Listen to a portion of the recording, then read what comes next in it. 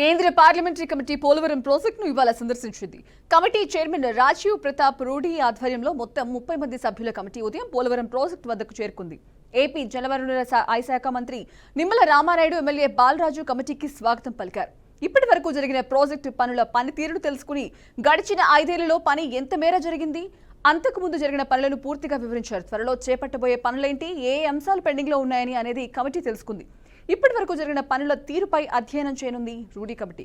ఇదే విషయానికి సంబంధించి మరి లైవ్ అప్డేట్స్ మా కరెస్పాండెంట్ వీరబ్రహ్మం అందిస్తారు. Veerabrahmam, over to you. ఆంధ్రలో భీమనాడుగా పిలువబడేటువంటి ఏదైతే పోలవరం ప్రాజెక్ట్ ఉందో, ఈ పోలవరం ప్రాజెక్టు సంబంధించి పనులైతే శరవేగంగా పరిగెడుతున్నటువంటి పరిస్థితి. ఏదైతే 2019 నుంచి 24 మధ్య గత 5 సంవత్సరాలు కూడా ఈ పనులైతే నత్తనడకన నడిచినటువంటి పరిస్థితి. 2024 సార్వత్రిక ఎన్నికలు వచ్చిన తర్వాత, ఎన్డీఏ కూటమి అధికారంలోకి వచ్చిన తర్వాత 24 నుంచి కూడా ఈ పోలవరం ప్రాజెక్టు సంబంధించి పనులు అయితే పెద్ద ఎత్తున జరుగుతున్నటువంటి పరిస్థితి. తాజాగా ఈ రోజు ఉదయం 9 గంటల ప్రాంతంలో పార్లమెంటరీ స్టాండింగ్ కమిటీకి సంబంధించినటువంటి సభ్యులు సుమారు 32 మంది ఈ పోలవరం ప్రాజెక్ట్ ని సందర్శించడం జరిగింది. ఈ పోలవరం ప్రాజెక్టు సంబంధించినటువంటి ఏవైతే పనులు ఉన్నాయో ఆ పనులన్నీ కూడా వాళ్ళు స్వయంగా పర్యవేక్షించారు.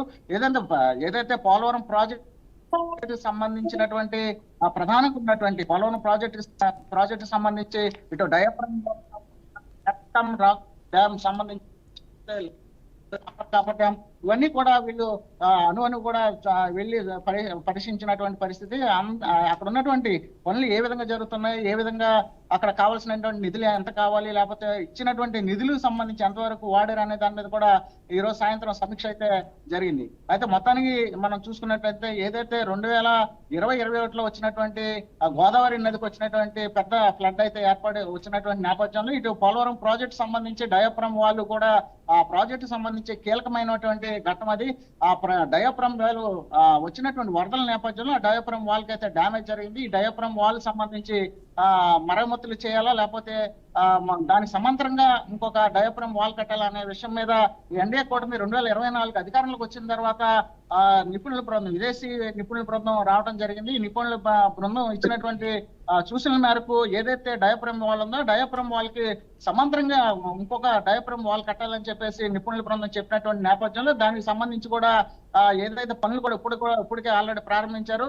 ఏదైతే ఈ డయాఫ్రమ్ వాల్ ఉందో ఈ డయాఫ్రమ్ వాల్ మార్చి నెలాఖరు కల్లా వచ్చేటటువంటి 2-3 నెలలు కూడా ఆ డయాఫ్రమ్ వాల్ కి సంబంధించి కాంక్రీట్ పనులు అయితే పూర్తి చేయాలని చెప్పేసి ఇప్పటికే అధికారులు రాష్ట్ర ప్రభుత్వం ఎవరైతే అక్కడ కాంట్రాక్ట్ చేసిన వాళ్ళకైతే ఆదేశాలు ఇవ్వడం జరిగింది. మొత్తానికి 2027 డిసెంబర్ నాటికల్లా ఈ పోలవరం ప్రాజెక్ట్ సంబంధించి పూర్తి స్థాయి పనులు అయిపోయి ఆ వాటర్ కూడా ఇటు ఉత్తరాంధ్ర సంబంధించి ఈ ప్రాంతాలకి, అదేవిధంగా రాయలసీమ సంబంధించి కూడా 2 ప్రాంతాలకి సంబంధించి కూడా ఈ ఏదైతే పోలవరం ప్రాజెక్ట్ ఉందో ప్రాజెక్ట్ సంబంధించి వాటర్ అయితే ఇవ్వాలని చెప్పేసి లక్ష్యంగా ఇటు రాష్ట్ర ప్రభుత్వం పెట్టుకున్నటువంటి పరిస్థితి. ముఖ్యంగా మనం చూసుకున్నట్లయితే ఏదైతే ఈ రోజు పార్లమెంట్ స్టాండింగ్ కౌన్సిల్ సంబంధించిన సభ్యులు వచ్చిన మేరకు ఇటు రాష్ట్ర ఇరిగేషన్ శాఖ మంత్రి నిమ్మల రామానాయుడు, అదేవిధంగా పోలవరం ఎమ్మెల్యే బాలరాజు వీళ్ళిద్దరు కూడా ముందుగా స్వాగతం పలికారు.